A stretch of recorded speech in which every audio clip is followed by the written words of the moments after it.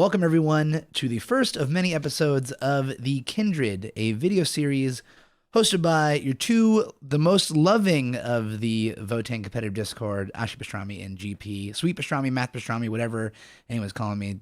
Just the two sweetest boys you've ever met. Just wanted to get a space where, surprisingly enough, doesn't exist yet for our lovely little short kings. So we're gonna be too, right? It's wild, dude. I was close to maybe 3 years at this point, and there hasn't really been any level of dedicated channel. We got Discords. There are there are resources, but you don't really have anyone pushing content. The closest thing we have to pushing content is every time Siegler posts a dumb list of 3 Grimnir in a fortress. I eat it up though. I don't care. Oh my god, I'm shut there up. for it. Oh my god, shut up. Post until the end of time. I'm here for it. And you're in. I know you're in that Discord, just fucking like, Siegs, give me a Siegs. Oh, listen, he's my favorite 20-year-old on the planet. But we both noticed through in any of the Facebook groups that we found ourselves both in, or in the Discords, that there wasn't one space that really tied a lot of the content together. So there was a lot of folks that were either flowing in or out that kind of felt lost on where they could go or how to build these things, which is kind of ironic with an index with like 15 units. But there is surprisingly a bit of nuance there, and we wanted to see what we could build out of it. You know, the funny thing is there are a lot of like micro communities of Votan stuff. We're both in, I know both of us are in a Facebook group. We're in the Votan Discord specifically. I don't think you're not. I know that I'm in. There's the Stat Check Discord has individual faction. And a lot of the same people from that Votan Discord are in that Discord. So I feel like there's just tons of micro communities, but there's not a single space for people to like get info from outside of just their individual communities, whatever that may be. Which is funny because every faction Warhammer, every single faction has a YouTube channel. At the very least, a YouTube channel where people are talking about the faction, either updates, strategy, like competition results, list building. Like, I think one of my favorite, there's a Black Templar channel. I forgot the name, and I feel like a jerk now because I'm talking about this channel. I don't remember the name, but they do video dives into like almost every unit for Black that is good in for competitive Black. And not even just like, here's a video with like a list and here's no, it's like straight up like, why should you take Sword Brethren? That's like a whole thing. And like, so it's like, we don't have that. It was just crazy. Yeah. I mean, first of all, I'll tell you, Templar guys are hardcore. Those are the people that have been like, they've stuck through. Truly. They have their old tacticals crusades from like 2 decades ago. Yeah. But you're right. There wasn't anything. So like I mentioned before, we're going to see what kind of info we can keep together and kind of give something for folks to listen to moving forward. Yeah. So I think, just off the bat, if you don't know who I am, my name's Dom, Ashi Pastrami. I have been playing Warhammer now since the start of the pandemic. I don't know. I feel like a lot of people got into that at the same time. Like there was this like interesting hobby space that they made. I've seen Warhammer a ton. Like I used to play Magic the Gathering a lot, and I would like every like local game store had like Warhammer stuff, but I was always just like, that shit is too for real for me. But one of my very dear friends and like my mentor in the film industry, I used to work in the film industry. He like, we were getting a drink one night, like it was like 2021. It was like some of the scary times. We're starting to chill out. We're getting a drink and we're hanging. And I was like, hey, I saw like this random YouTube video on Warhammer. I know you play that. And then I swear to God, this man's eyes were just like, oh, like, you know what I'm saying? And I instantly started playing. I started playing first with Thousand Suns, funny enough, which is like, now I know who I am as a player. They make no sense to me. But then play that and Harlequins. I played a bunch of that, and then but like once I saw Votan, I was like, oh, that's it. That's a wrap for me, And I feel like I just haven't found my place in Warhammer up until Leagues of Votann came out. Yep. And it's funny you mentioned that because I know that a lot of people over the course of the pandemic, right? We had a lot of folks that came in, especially because that also birthed YouTubers like Wes Hammer, who like started putting out like those crazy shorts of YouTube lore, and now he does huge videos. A lot of people started picking up then, which was ironic considering we couldn't actually play. I know. For most of 9th, we couldn't go anywhere. Isn't that crazy to think about? Like most of 9th edition was like non-playable. Yeah, it was definitely a weird time. In fact, I didn't even play for most of 9th. I took that off. And I found myself getting stuck deep into World of Warcraft Classic, which is an even worse addiction. But I feel like the same... Yeah, what's your deal? Yeah, so GP, I'm in like every Discord known to man. So you've probably seen me either shit posting somewhere or posting something I love. Almost certainly shit posting. Listen, it's something, but I do try and offer some good, useful, and helpful facts when I can. So, you know, again, GP, I've been playing for the last about 10 years or so. I followed a similar path that Dom did, where I started in Magic. I was a real big event grinder. I was huge into grinding my little ranking. Oh God, I forget what they're called at this point, but traveling all around New England, going to whatever events I could. And then Warhammer was always one of those things that I wished I could afford, right? And Yeah, then yeah, yeah. I became an adult, and then suddenly, oh, actually, Magic is more expensive than Warhammer now, Dude. and it became much more of a thing I could get into. And Yeah. similar to you, I started with a completely different faction. I started with Tau, and then I built Death Watch, and then I built the Tempestus Scions for a while. I was Dude, really into them that's because the what models a were great. drop there. I Tempestus know, it's Scions. That's crazy, right? Yeah, they used to be their own thing back in before Seventh. But I was real big, and I still am, into Gene Stealer Cult. yeah, which It, are your armies. By the way, I mean, in fact, this no, is it's fine. a perfect thing. You need to send me some individual images so I could put some in the video, just because your armies just look so good. Oh yeah, we'll throw it out there, man. Like, Hopefully, so you good. know, as we keep doing these, I'll paint during some of our sessions. We'll Oh, show hell people yeah. how it's done. But I started with Gene Stealer Cult, and it's funny because we were talking about it in the competitive Warhammer Discord, or rather Votan Discord, that the play style right now of 10th edition Votan to 8th and 9th edition Gene Stealer Cult is weirdly similar, and we'll get into that later. Dude, that's But so we've had funny. it- That's so funny you say that, because I feel like Yeah. my favorite faction outside of Votan was actually Harlequins, and I Yeah. feel like with a 5 or 6 Sagittar list, which we can get into later, like I Yeah. feel like I'm playing Harlequins. I'm playing like boat Harlequins, you know, which is so funny. It's so cool too, because the perception that a lot of people have, and you still hear people talking about, is the idea that Votan are slow. You got to build around being slow. Oh, brother, we Yeah. ain't slow. It's If crazy. you're slow, you're building wrong. Truly, I So sent my list to some friends I'm playing with tomorrow. They're like, "Oh, you have 5 transports?" And I was like, "Yeah, just heads up, I have 5 transports at Scout 6, move 12, and I have 3 bikes at Scout 9." Which like I'm gonna be in your, you know. oh yeah, They're like, you know, "What?" they They're can like, move "What?" advance, drop guys off. Yeah, Oh, it's crazy. Yeah. But yeah, so again, mostly in the New England area, travel around, mostly in Connecticut, Massachusetts for events. So any of the locals there, Neo format. You'll Dude, see me I always around. thought it's so funny because I feel like when I first started talking to you, which funny enough, the first time we actually ever talked individually, I Yeah. wanted the store anniversary call, and you messaged me like, "Oh, here's this Facebook group that will do like loot runs." And it was like Yeah. that was the first time we ever talked, which is hilarious. Yep. For some reason I thought you were actually in New York for a while. I know that because I know that you were. I think you were traveling up and down, or you're doing something. Yep. And you also do some New York like happenings or people or something, so it's kind of funny. Sure. Which also funny, we might be playing together soon. Well, maybe not necessarily together, but in the same Everwinter, right? Yeah, in the same Yeah. area.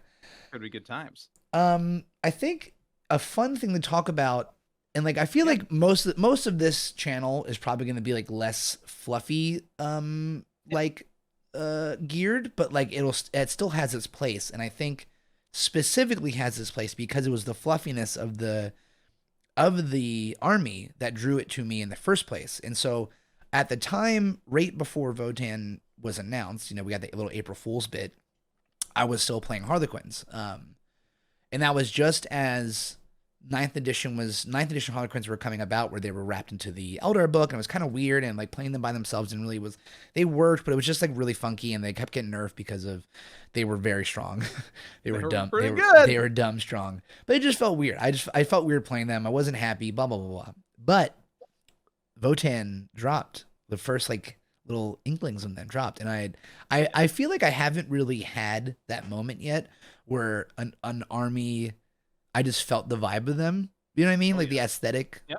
like really drew it. Wow. I know both of us love the Ein here. It's like I know that for The me. coolest As shit, soon as dude. I saw, he's beautiful. Yes. It's so good. Yes. We don't talk about berserks. Those are just the worst. But I actually don't. I don't hate the way the berserks look. good. It's funny.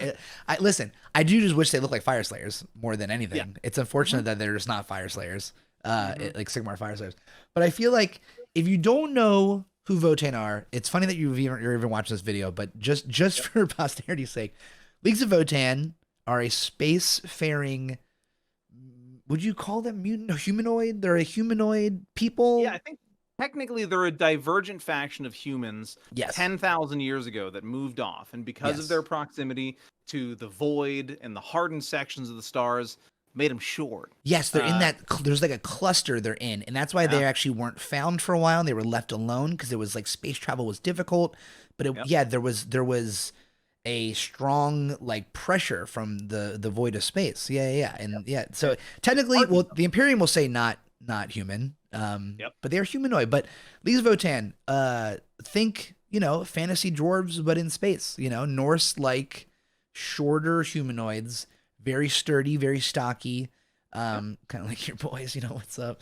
And just technologically advanced, which is funny because I feel like when you look at the Imperium, they're just like they have fucking steampunk shit going. You know what I mean? Like, but not the Votan. They're selling their shit to all the other. They're canonically one of the sources for Tau's technology. Yes, they plasma, sold right? them stuff for plasma. Yeah, plasma and rail technology, railgun technology. They're also in a unique spot where they're one of the factions that's not actively evil. Yes. Don't get me wrong. Everyone's evil. Yeah. And they do the thing where they're like, hey, we found a great amount of resources on your planet. You have like an hour to evacuate. You can leave. Yeah. But they're going to get those raw materials. We will destroy everything to get those materials. I'll give you the chance. Yeah. And I feel like just all of that. I mean, yeah, it really was all of both their backstory, their the way that the army, the general like visual aesthetic, because like we have a few other Norse things already in the game, but like fucking Space Wolves, shut the fuck up. You know what I mean? Like that, the like modern version of Space Wolves or the ungodly Horus Heresy helmets that we don't talk about. Yes.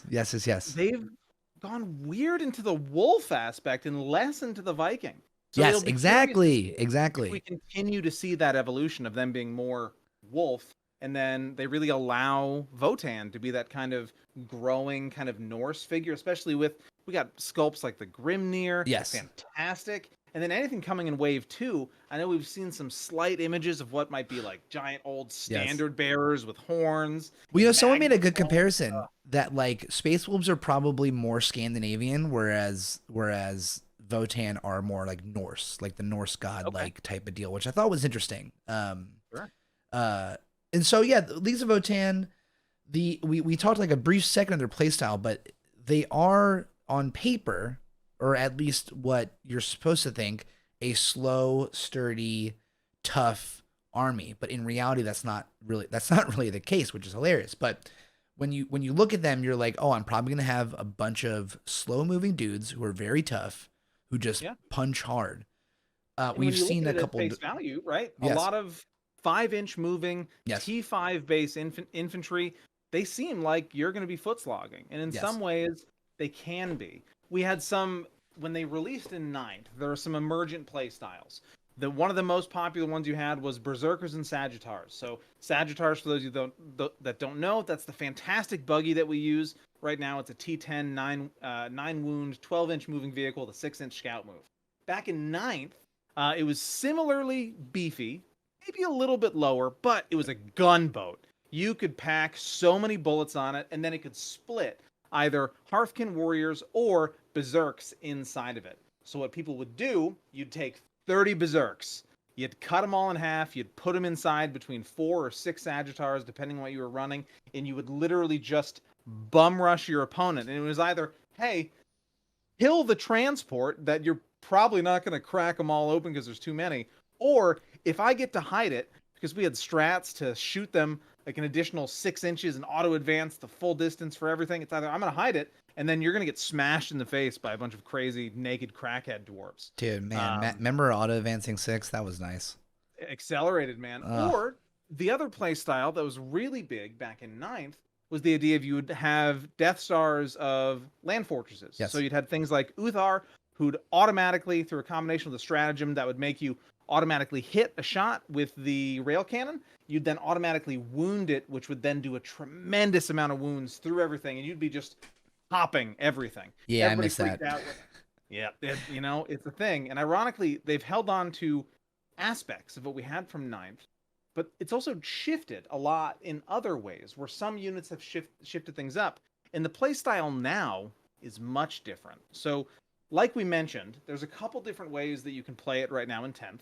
But one of the ones that's become very popular lately is Sagittar spam and multiple units of bikes, which allows Leagues of Votann to take that perception that some players have, because we were previously a 30 to 40% win rate faction just a couple weeks back, and nobody was really getting too much success. But all of a sudden, we're top 3 according to GW's most recent results. And I think I a mean, lot of that, but it's funny because at first I was like, oh, just GW is putting us top 3, but then if you yeah, also go over stat check, we are also top 3 there too.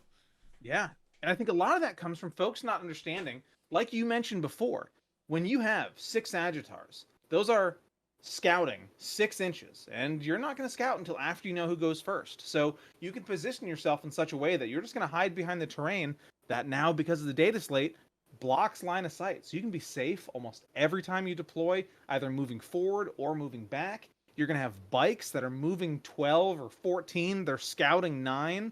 You are going to be pushing around all over the place, and you can do things like you can move, advance, and then disembark warriors that can still act normally and do actions or shoot, which is crazy.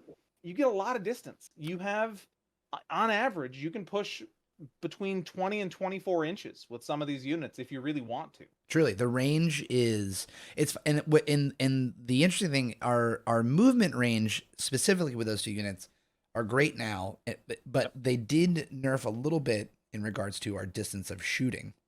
Yes. Almost all of our guns are shorter distance now, which is a little strange, but also if you're playing this specific playstyle of Sagittar and Pioneer spam, you get to make up a little bit for that in the fact that you just can bully the board in a way, right?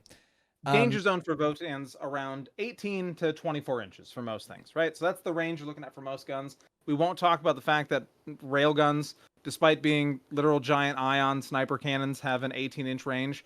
We're not going to talk about that, thanks GW. But if you can successfully kite out of that little threat range for a lot of things, like with Hearthguard, most of the guns that you're going to see on Hearthguard are either Plasma. Plasma are going to be a 24-inch range, or you're going to have the Volkite, which are an 18-inch range, similar with the grenades. You can kind of avoid a bit of that damage, but then comes in the notion of them all deep striking. So I'm trying to find, actually, someone posted it in the Discord the other day, the actual the lore of the Magna Rail rifle. Of course, I can't find it, but the lore of it said something like one of the longest range, heaviest hitting guns in the galaxy or some shit, and it's like 18-inch heavy hitting on 5s. You gotta love it. Yeah.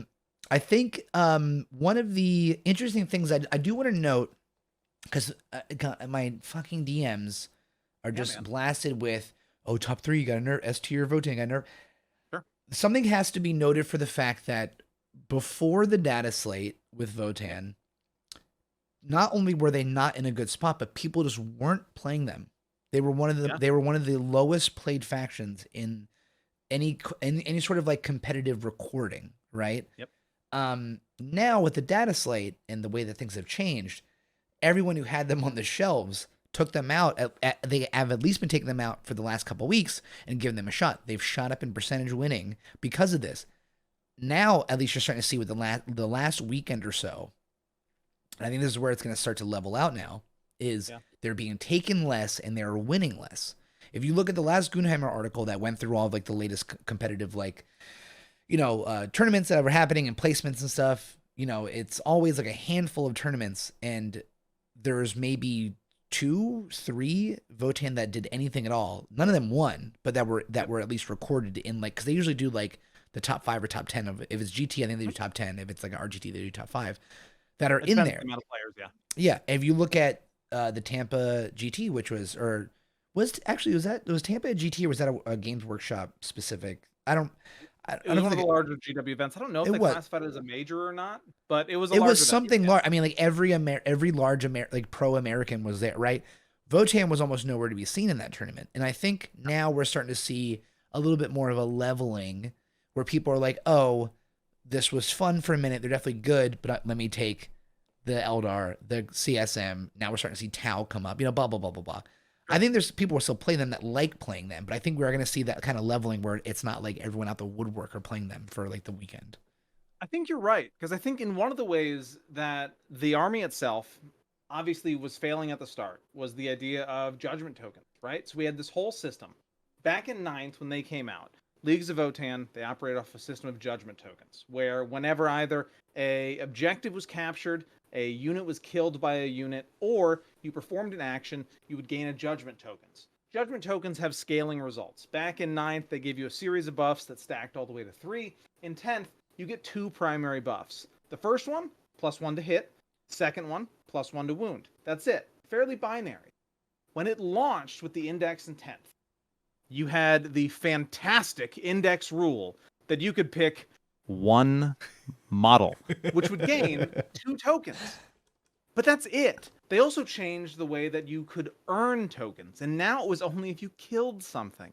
So we were in this degenerate playstyle where, because they also reduced your ballistic and weapon skill by 1, so now you're hitting on 4s most times, you're only able to target 1 unit unless you intentionally blow up like a third to a half of the army. Which is a crazy thought. You lost by that point anyway. You're done. Yep. And your only HQ that can apply tokens, which is your call, can only do it in the command phase, which your opponent can choose what you can target.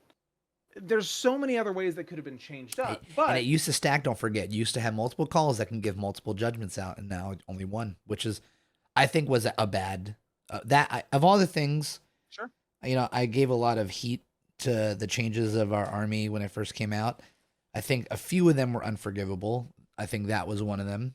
I also think I truly do think the Magna Rail change was unforgivable. Paying for its sins. Yeah, we are paying for the sins of our fathers in the sense of 9th edition. And some of them are fair. But yeah, what they ended up doing in the data slate was they changed it. So now the detachment, there's a number of things they could have done, right? Like us getting that +1 to hit. That's kind of not synergistic with a lot of things, because some of our HQs already natively give +1 to hit. There's no native source of rerolls in the entire army, so maybe a token could have given you +1 to hit and rerolls of 1s or something along those lines. But instead, we got the very nuanced and very specific option of, now you get to pick 4 things. Okay, that's a bit of gas, because all of a sudden, you get to pick multiple units. And a lot of players, a lot of the time, they just brute force. They're like, I pick the 4 biggest things. You don't have to do that. Nor should you do that.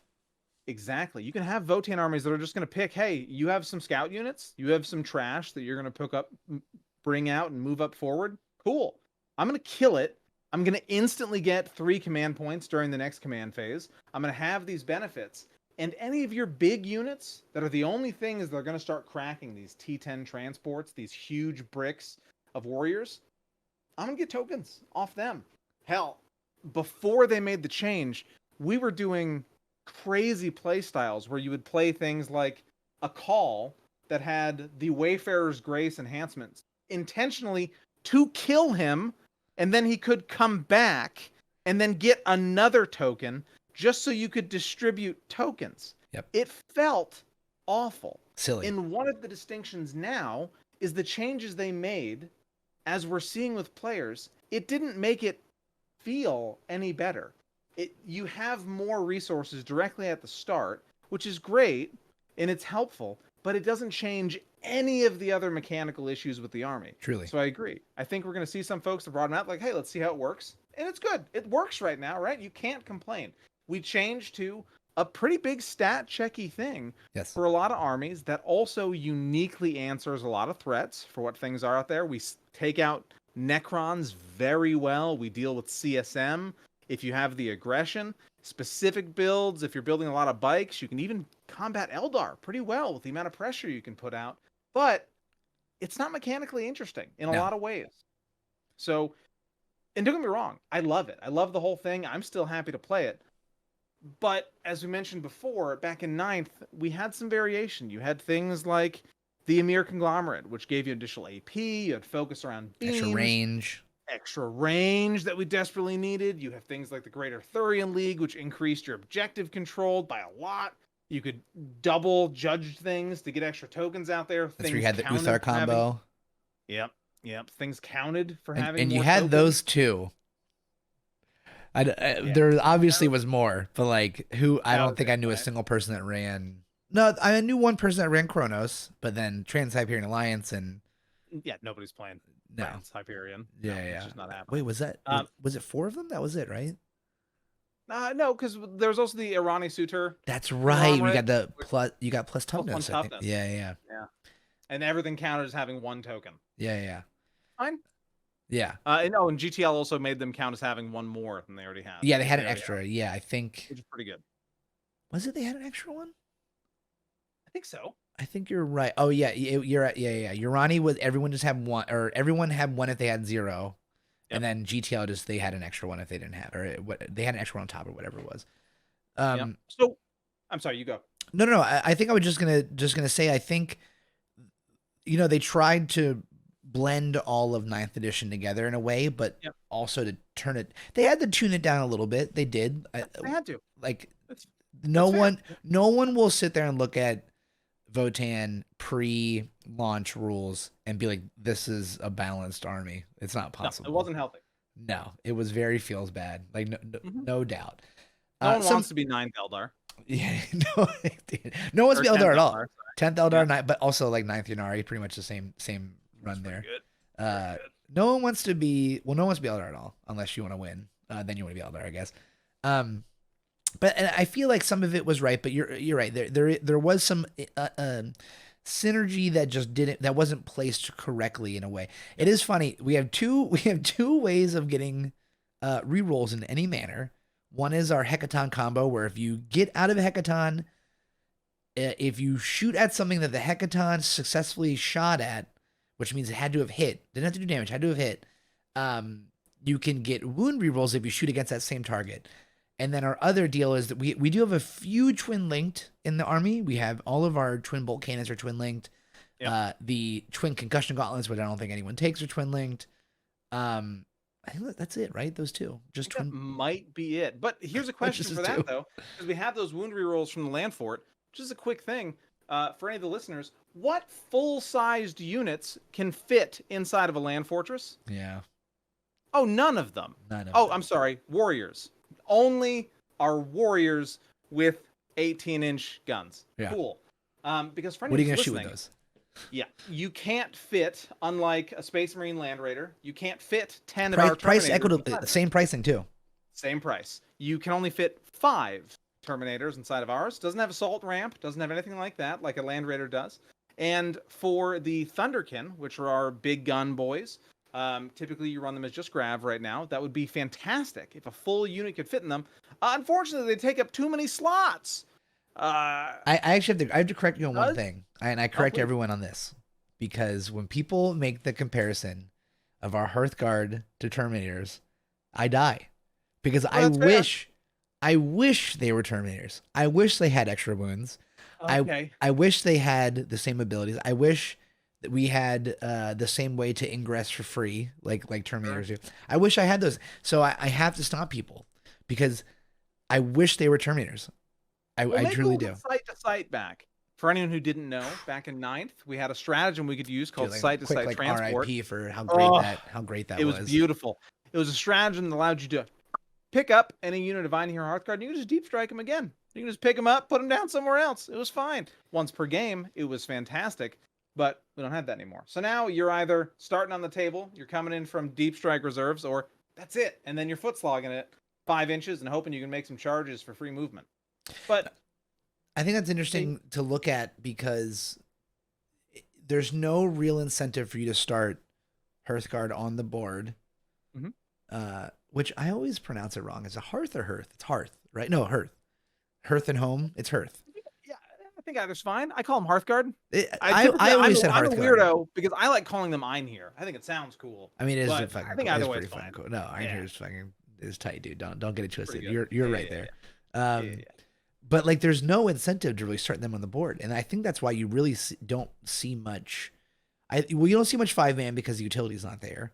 But also, like, the only way you'd be doing a 5-man is probably if you're putting them in the fort, which there's just I'm not sold on fort guy anyway. But it is unfortunate that we don't really have a way to move them without deep striking them, and so they're just almost always starting off the board.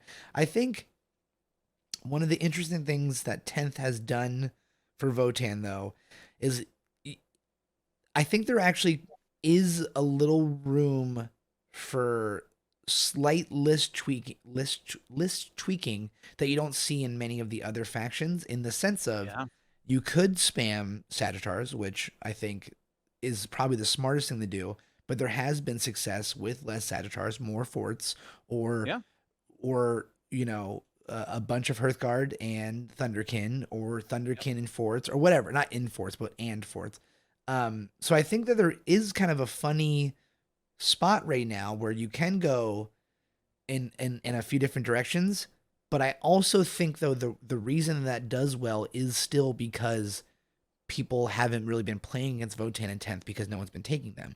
And I think, going back to what I was saying earlier, I really do think in the next like month or so, a couple of weeks even probably, we will see their win rates drop off because people are going to be like, oh, I just have to be outside of 18 inches of you. Sick. Yep. Here's like all my, here, I'm Tau. I'm going to blow everything up. You know what I mean? Like, well, yeah, Tower, an interesting beast. But I think a lot of it, and don't get it twisted, folks, it's not a negative space at all. It's just different from how it was before.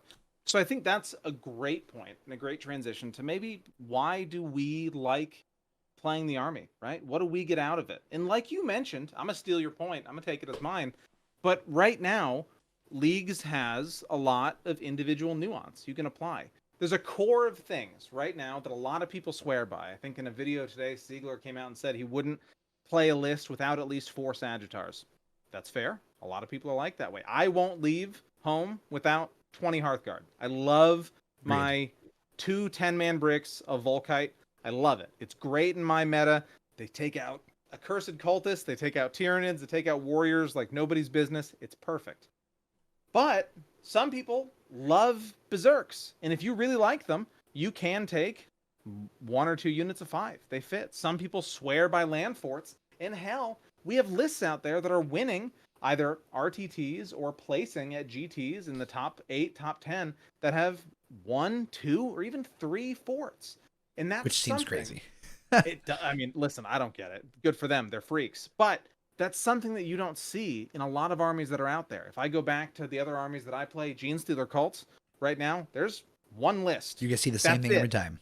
You play the same thing, and it's the same thing everybody plays with almost no nuance. Yep. I play Chaos Knights. Guess what, brother? We're all playing either 12 or 13 dogs. Yep. And then maybe some demons, maybe not. That's the only difference. Yep. You have things like AdMech. AdMech right now, you like breachers? 18 breachers, and then you're taking some chickens, brother. That's it. It's literally farm. The chicken. We have a friend who loves AdMech, and we call his list the chicken coop. Love it. And not only that, but it's like ungodly expensive. Dude, oh my God, money. Oh yeah. Money. And that's one of the barriers that we have for Votan right now for a lot of other folks is that they just can't get a hold of models. You cannot buy a Sagittar in the greater United States. They don't exist. My last one I had to get from Canada. Yep. I bought mine from Poland like 8 months ago because it was the only place I could get them through eBay because they just didn't have them. Yeah. But okay, so we have list variety. You have that individual nuance and variance that you can apply. What's a thing that you like that stands out for you? I mean, it's 100%. I will always take 20 Hearthguard. Oh yeah. There's never a list. I don't want to build a list without them. No. That kind of it kind of comes down, except I do like 1 plasma, one Volkite. Totally fair. Yeah. And it's one of those things where it's interesting because a lot of the times in some of these units, you don't have those war gear differences that can both be good. Yeah. Most units nowadays, because of how points work, it's like, well, you just take the best thing. Yep. But Hearthguard aren't like that. You could make arguments for either gun. Hell, you could make an argument for either melee weapon. I don't like blades a ton myself, but if you're playing in a big horde meta, blades are going to do an amount of work. Truly. Hearthguard are bringing the business. You're looking at T6 base. If you have a character join them, you're getting -1 for them to be wounded for anything with a higher strength over T6.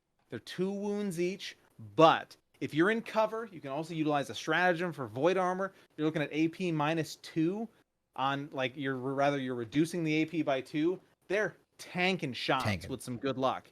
You fight Thousand Suns, you're very sad as they just delete 500-point units for the cost of farting, but everyone else, Yes. they're doing business. You can even, because of the way their weapons work, if you have a Volkite and between the Volkite and the grenades, 10 guys, we did the math earlier in the Votan Discord in the competitive section, and you can kill something like, infinite amounts of Genestealer Neophytes because of the blast in the sustain 2 on the grenades. Oh yeah. So theoretically, if you just split it, you could kill almost an infinite amount of them as they kept stacking up. They clear infantry like nothing. And I think that's the nice thing about the current state of the army is we do have this nice middle point with the army where no matter kind of what list you build, unless you're just not taking Hearthguard at all, you have responses to both Horde and Elite armies that you play against, which not all armies have that ability. A lot of armies have to deal with just outscoring armies that they are weaker against, such as like if like, you know, I feel like if you're playing a Custodes, probably you're not going to have much anti-Horde. You could get swarmed or something along those lines. So you just have to hope you can outscore them, right? Whereas we are a little lucky in the fact that if we are playing a Tyrannid or a Genestealer or a Necrons, or if we're playing that Custody or Knights, whatever, we have answers to both of them, which I think is very important because not every army has that. It's actually like pretty rare to have kind of answers to anyone. And not only that, like on the topic of scoring, right? We play secondaries surprisingly well through the virtue of Sagittars splitting your warriors and you getting that movement. Bikes that can just pop off every turn. You're doing guerrilla warfare every turn. If they're within 6, mind you, a lot of folks don't read the bikes appropriately. Yes. It's the unit just has to be within 6, not wholly within. Not wholly, the ass of one bike can be within 6. And if it doesn't get caught up in melee, you're popping it off the board. You're deploying homers. You're cleansing like nobody's business. And not only that, but Leagues has one of the more rare, but in my opinion, one of the best strats in the entire game in the form of Ordered Retreat. Ordered Retreat lets us select any Votan unit. Again, any Leagues of Votann unit. They can fall back, they can still shoot and charge. Let's talk about what that means. Because right now, most of the list, like we talked about, you're looking at warriors, Sagittars, bikes. That's a lot of the trash that they're going to be using. Well, every unit of warriors, no matter how you kit them out, you're looking at T5 base for all of them. You're probably at least 5 wounds for a 5-man squad. Normal armor saves of a 4-up, you're talking about there in cover. That's fine. But they all have pistols. So if you charge one of those units and you don't kill them, they can still do an action in combat. If you charge a Sagittar, or if you charge your own Sagittar into someone else, you got big guns never tire. You're doing actions in combat. Your bikes also have pistols. They're doing actions. If someone tries to attack you, or you can position a Sagittar, you can literally charge someone with a Sagittar, knowing that their unit of Inceptors aren't going to melee kill it. And then you can Ordered Retreat, move 12 inches forward, and deploy a teleport homer closer to them. It's pretty insane. It's pretty good. Yeah. It is. If someone who has truly done a good job learning their movement in Votan is pushing deep into you and they're making some of these choices, it's hard to score better than that. Yes. They're bringing it. And they can do both, right? They can do fixed. One of the few armies that can actually do fixed reliably. Yeah, you can do fixed. A lot of folks, you pick out, you got big guns or assassinate, you take cleanse or homers, or you just take homers and cleanse in a lot of instances, but you can swap. You can do tactical in instances where it's still appropriate because you have that movement. You have those trash units. Your warriors, if you take 20 of them, they're split by 4. That's 4 units of guys that you can be using to sticky objectives. Mm-hmm. Each one has OC2. 5 guys coming out of a Sagittar that can move 12, advance, deploy 3 inches out. You're looking at an average of 17 inches of movement, and then you can just plop 10 OC onto something. You got some options. And I think that one of the things, too, that make it a little, like, tastier in the sense is the fact that one of the biggest draws of tactical is the fact that you can dump a mission or a secondary to get some CP. But whereas with Votan, you're almost always going to be getting that 3 CP. If you're playing the game right, which isn't, maybe that's not fair to say, because if you don't, that's not, things go wrong, right? Of course.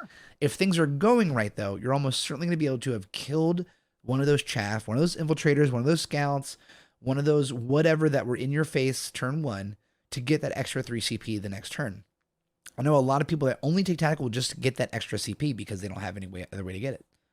Yeah, and it's one of those things where because you have 4 tokens now, you're presenting your opponent with a damned if you do, damned if you don't choice. Yes. Either you're telling them, hey, you can't push these units up. You have to hide them from me because I'm going to get 3 command points and a useful kill, and I'm going to be more efficient off of it.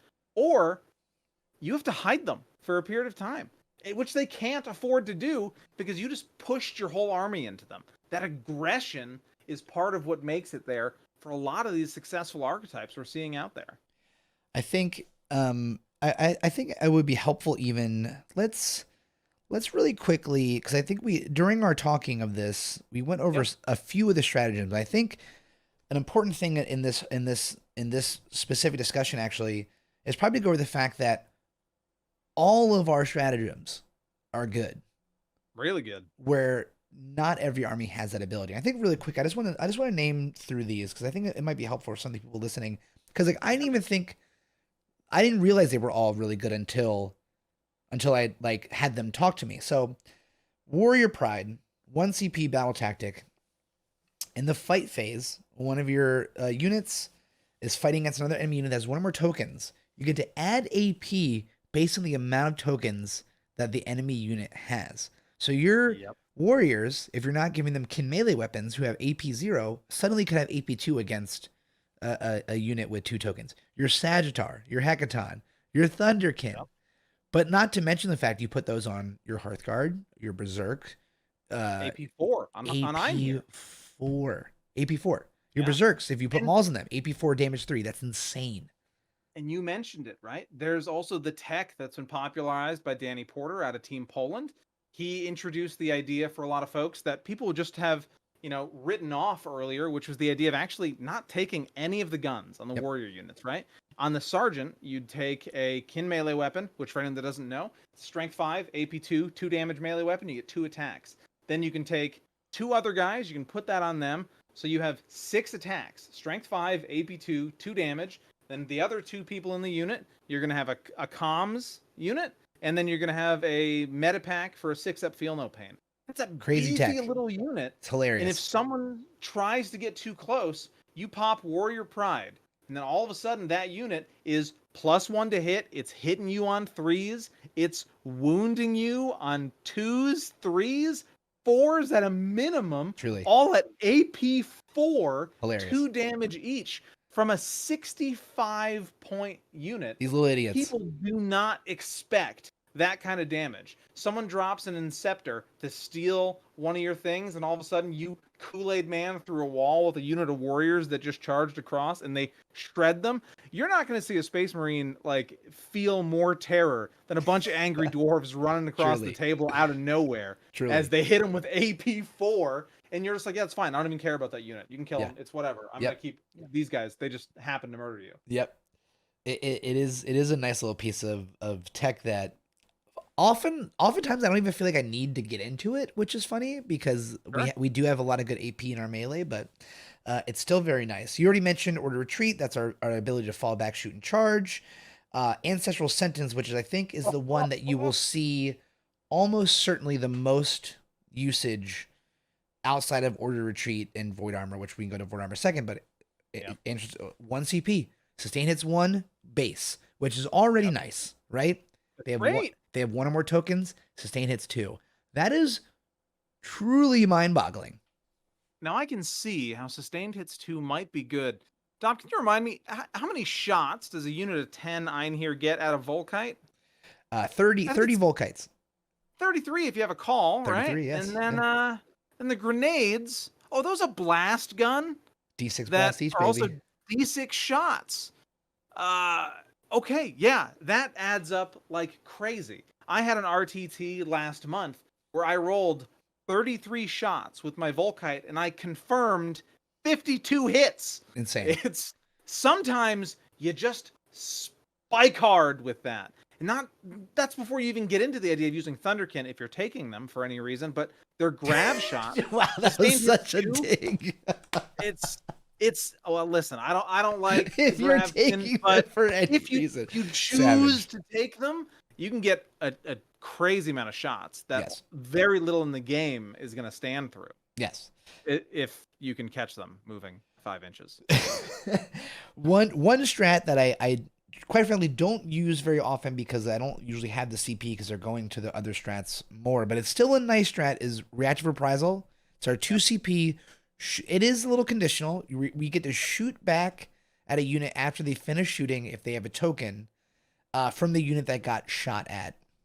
Yep. I can't tell you how many times I've ever used this in 10th. I've used it in 9th.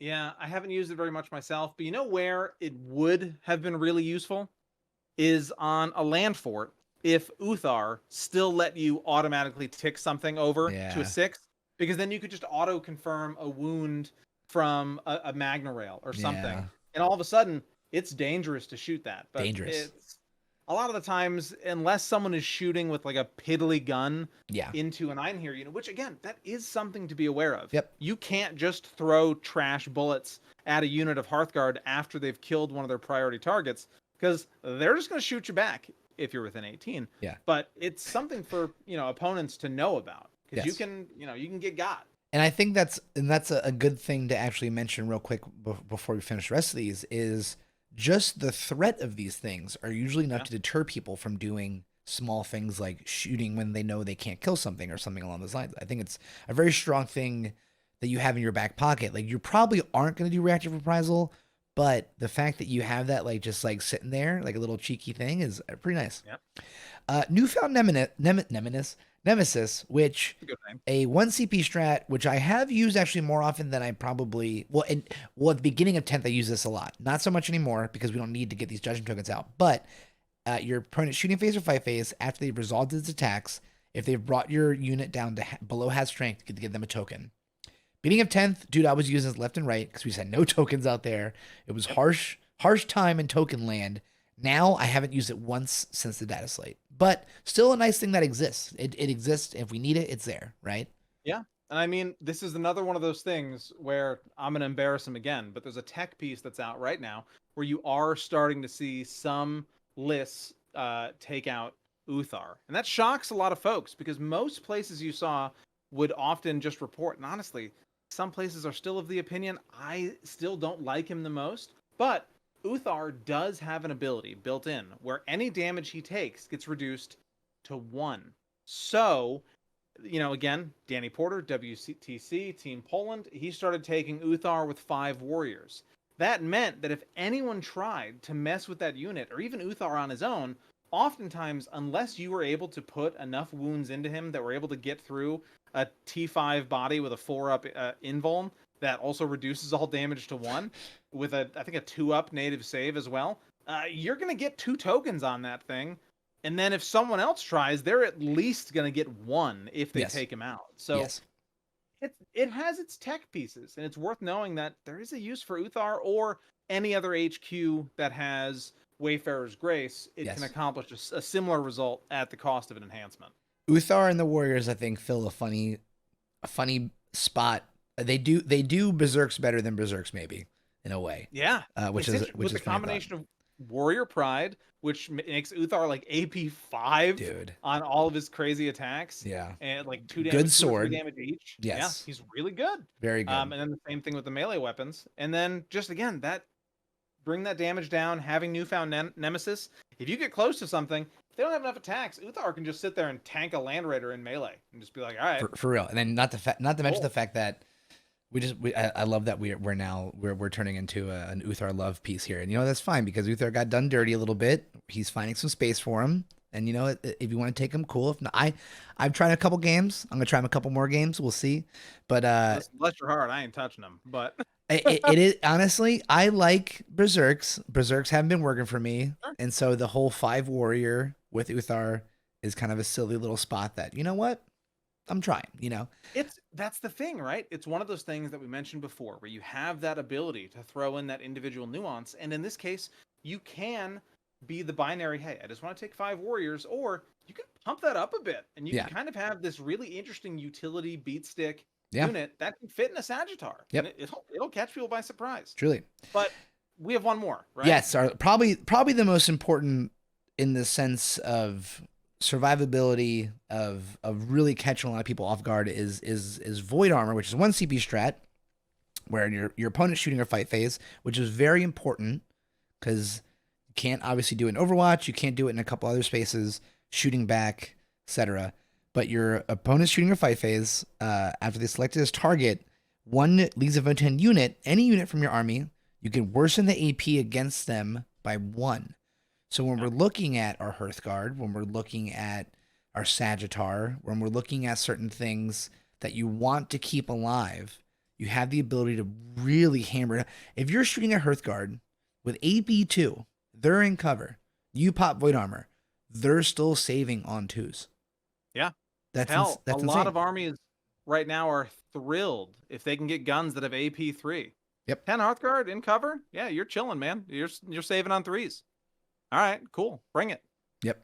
Which even with AP4, which, you get into some heavy hitters, we see like some rails from Tau or Forge Fiends. Well, actually, no, maybe Forge Fiends are AP3 still.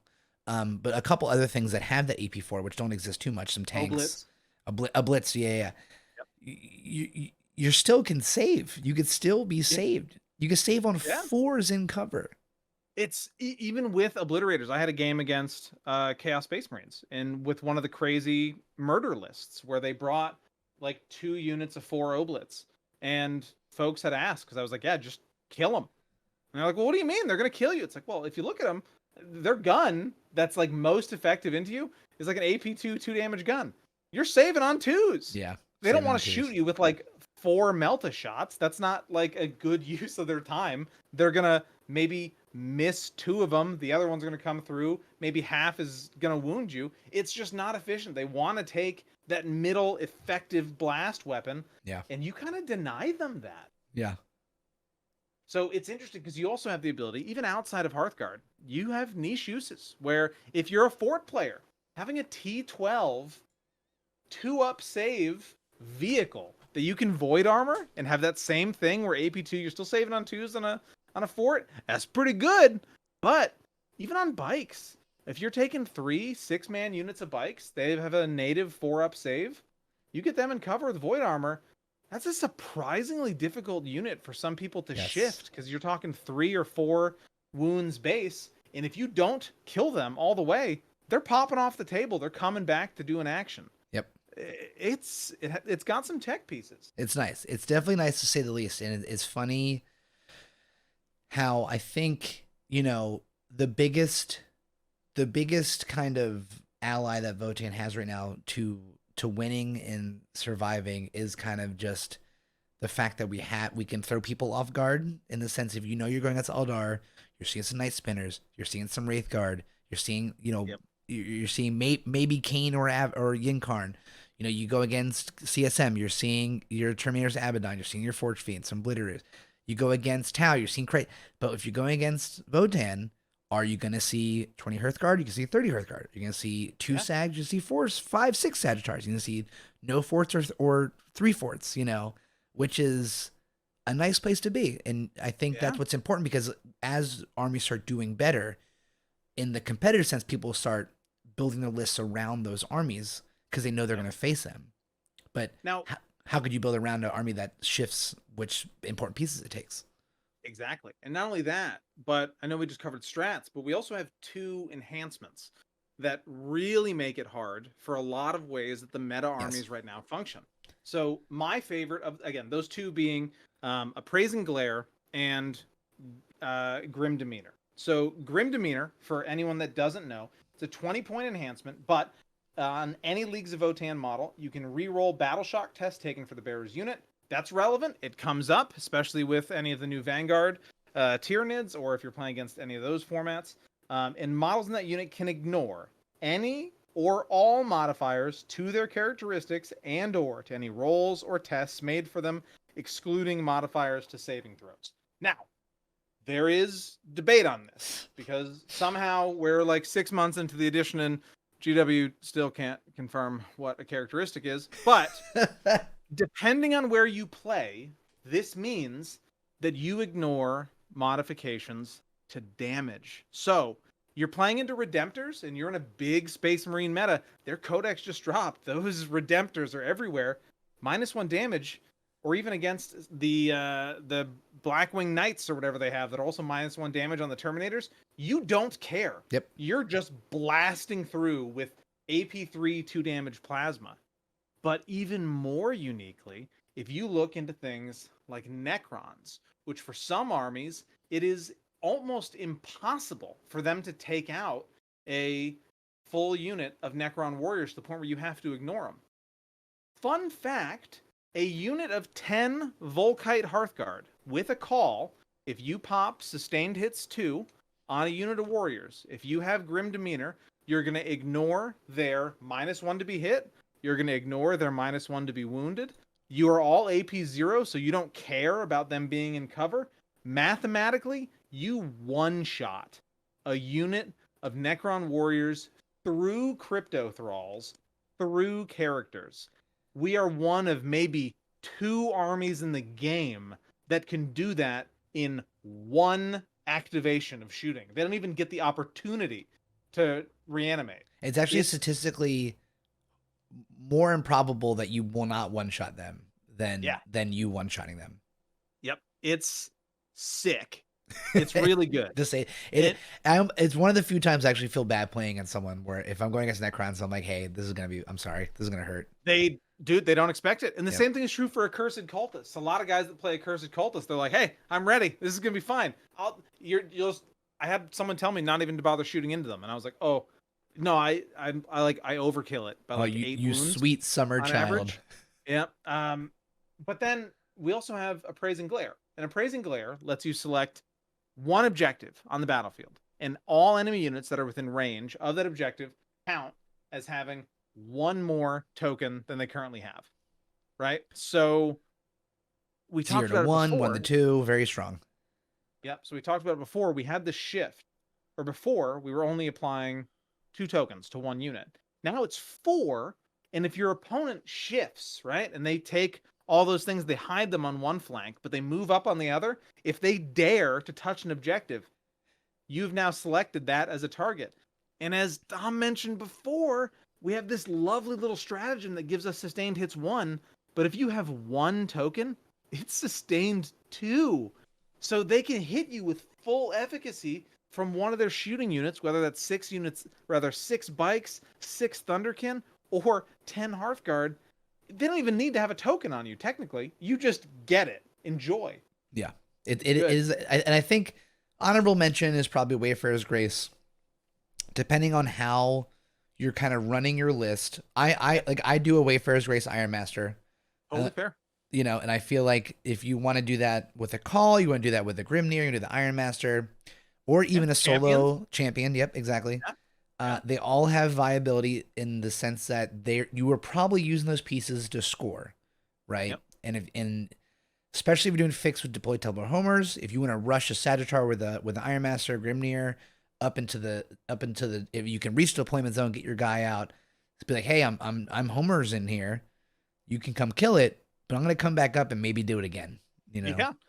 And that's another thing that Leagues does, right? Is we have this. I'm just going to call a spade a spade. It's kind of this weird degenerate play style right now where we're taking solo characters. You're not don't even have loan up. Don't even have loan up. Nothing. Yeah. No. You're like, hey, this is like a 65, 70 point character. He's here. You can kill him. It counts towards assassinate, but it unlocks a Sagittar. It lets you take more Sagittars and you just have actions. It's just fine. A Grimnir, a lot of us slept on it. I talked. I'm still sleeping on it, dude. I'm still sleeping on it. Listen, I'm not taking it either. But realistically, it shoots. It shoots as a 4-bin Vuln. It's got 2 idiots with them. Listen, you can't battle shock it. It just clears it. So if you give one Wayfarer's Grace, realistically, it's gonna do its job for 2 turns. I still hate it though. I still hate. Listen, it makes sense. I'm not a pro. Like obviously the little writing on the end on the bottom here. Richard Siegler is a better player than me. I'm an idiot in his presence. I don't care. It's so funny how much that man loves. You know what? And I think that's another important We thing love him. though. He clearly loves the model enough. Yeah. I don't Yeah. even like there is quite frankly more efficient ways to do what he wants to with the Grimnir. I think he just likes it, and you know what? That's also totally fine in this It's sick. scenario where we actually have the ability to have models that aren't all just trash, except the two that you think are trash. What Yep. I mean, we already know it. Berserks and Thunderkin, but that's fine. I Yeah. still like them. I Yeah. still, I'm not gonna take them. Well, actually, this list I'm trying out does have just 3 Thunderkin. Funny enough. Ooh. Um, and I'm actually doing them less than what most people have doing. Like deep are reserving them. They are actually my backfield guys now. Hilariously enough.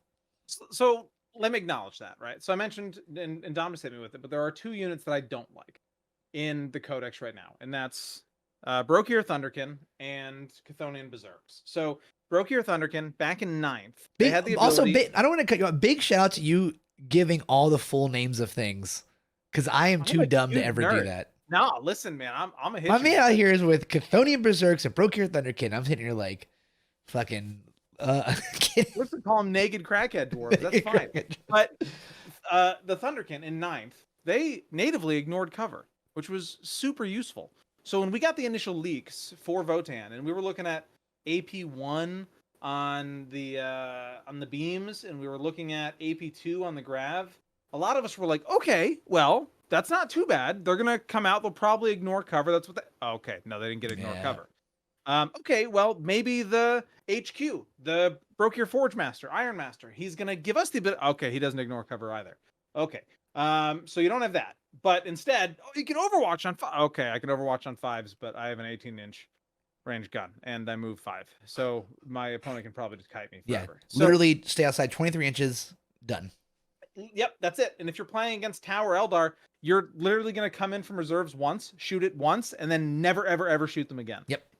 It can be stinky. If they ignored cover, I'd love them a lot more. If you could fit 6 in a land fort, I'd love them a lot more. There's no reason why they take up 3 slots. They took up 2. I'd be all over them. And then there's Berserks. So, caveat on Berserks. Berserks have the ability to hit very effectively in melee. But in 9th, they fought on death. In 10th, And reroll charges. And reroll charges. In 10th, they fight on death on a 4-up. Where's the dice? 50% of the time, it works. Like none of the time. I've never had it come off. So they turn it into a casino thing. Dom, do they reroll charges in 10th? They do not. They do not reroll They charges. don't ever reroll charges. They don't also do have a anything fun in gun. 10th. Now, the gun is sick. It's an indirect gun. It's I just got 2 4s out of 6 dice rolled. listen. Not even 50%. Yeah, you hit 4 times. Sick. Maybe. Now the gun is cool. It's a D6 shots. It's blast. Granted, indirect. You're hitting on 5s. If you hit the opponent, you do take away 2 inches from their move, advance, and charge. That's sick. If you get up in the 4-up. But you have to get a 4-up. It's silly. It's silly. Eldar can have a Night Spinner, which from across the table can turn off your advance completely. But Chthonian Berserks, everything works 50% of the time. But not only that, because you're hitting on 5s, you're hitting a third of the time, and then the 1/3 of the time you manage to hit, only 50% of the time it works. Berserks could be an amazing little utility piece if the gun just worked. But it doesn't. It is harsh. I've tried to make them work more times often than not, and I've finally given up. I'm not trying Berserk anymore. It is unfortunate, but we can't have it all. We have like 15, 14 units total in our army. If they were all good, we'd be Eldar. You know what I mean? And these units, they came down a lot. Berserks came down like a crazy amount. I think they've been cut in half compared to how they came out. Yes. Still, a lot of us are just refusing to play them. Thunderkin came down a lot. People are starting to play him more. That's good. And I think we have a lot of room to grow. And honestly, with some of the stuff that's come out, especially the codexes, I have a ton of faith in what GW is putting out there. Agreed. I think we're going to see some really good opportunities. Well, speaking of room to grow, I think that is a good transition to talk about where we're going to be going with this channel and kind of what the idea is here and what we want to see out of it, what people might want to see out of this. And I think in reality, I would just love to have a space where someone has a silly question they don't understand, or they don't understand how this piece of tech might work, or they wanna hear someone talk about why they should take this in their list. That's kind of what I think all of that should round out into here. And then if you want to hear like a couple ding dongs talk about, their how much they hate the berserks, like that's fine too. You know what I mean? Yeah. We're here for the hot takes. It's fine. But, in general, like Dom said, I think stuff that we can expect, just some regular looks at how some of the units work. We'll do some deep dives into what things are looking at, like, any of the balance updates that Votan gets hit with, either index level or when the codexes come out. I think one of the things we're going to try and do, at least semi-regularly, is pull some lists. Yes. Either from community members that we know, again, for any of you who are listening that aren't in there, go ahead and get in there, man. The Leagues of Votann Discord, it's pretty active. You got to press a button to get into our hidden competitive zone because they had to put our favorite Swede in a corner because he scares everybody. But you can endure Cooper. You can endure a lot. It's gonna be fine. If you can endure Cooper, you can endure his orcs. You can endure anything. He'll be strong. And then as we get it, because we only have one book worth of lore. Maybe sometimes we'll talk about lore if they give us a book. I know that. I think it might have been ADB or someone released a snippet of a book they were writing. Someone was given authorship for a book finally, but who knows when we'll see it. But go. No, please. I was just gonna say, and then between Dom and myself, just maybe some updates from our own events. Yep. Bat reps, just reports from how things did for us. I'm not gonna say we're gonna go out there and accomplish anything quite as one of the Art of War boys or anyone like that from WTC, but we can give you some exports. Tell you how. I think so. I feel like we're both. Well, I actually also, just for anyone listening, watching, I'll post the Leagues of Votann Discord invite link into the notes description of this video. But I think it's safe to say, I've been very fortunate to do quite well in 9th edition with Votann, tournament wise. 10th edition, I haven't done much tournaments because of just how much of a bummer I feel like a lot of it has been up until now. But this winter, I'm doing an insane amount of tournaments between Boston GT, LVO in January. I'm gonna do that Rhode Island GT, I think, in February. I have 2 RTTs in November. It's gonna be quite a pretty crazy time for me, and I'm really excited to go through that, and then also just talk about it with everyone that might want to hear about like my experiences doing all that. There's so much good going on. It's gonna be great to have a spot to talk about it. It is funny because I feel like Warhammer in 10th edition started out in kind of a negative space. A lot of people fell down, but I feel like there is a lot of cool stuff happening, and I feel pretty good about that. I feel pretty good that I have a hobby that, luckily, if things aren't going well, there is the possibility of change. And I think that's kind of the crux we've hit with the last data slate, is we're in this kind of smooth bit of positive trending change in our hobby. And I think that's a really fun time to be playing. And I think I feel really fortunate enough that we are now in a space to give kind of an outlet during that time, which I'm really excited to have people tune into and hang out. And not only is the game itself on an upturn, but the Warhammer community in general, just for anyone that hasn't been a part of it, or maybe you're starting to get into it, it's really welcoming. Even before we started hitting the record button today, Dom and I were talking about the fact that even in some of the Discords, you have these little micro communities where we just know the names of people from like 8 different countries. It's tight. Just because we're talking all the time, like every day. Yeah. You get these groups, and all of a sudden you have like all these friends, a bunch of them, with everything from, we got bartenders and engineers, and you got everything out there, man. And it's cool. And we're all coming together and just being nerdy dads. Cat dad, or otherwise. Kid dad, dog dad, You're out there. It's a fun place to be. It is a very inclusive hobby in the sense that everyone is very, I can't even count how many bad experiences I've had playing Warhammer. It exists. Every obviously, time I've had to play against orcs, but otherwise, fine. I can't.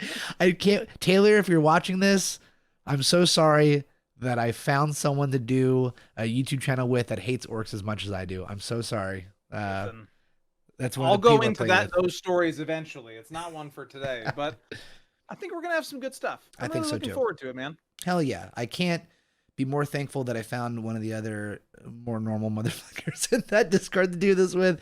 Big shout out to all those crazy people in that Discord. I love all y'all. But I can't wait. I can't wait to get into this. And if you have any questions, you have any like critiques or comments, please lay it into the comments of this video.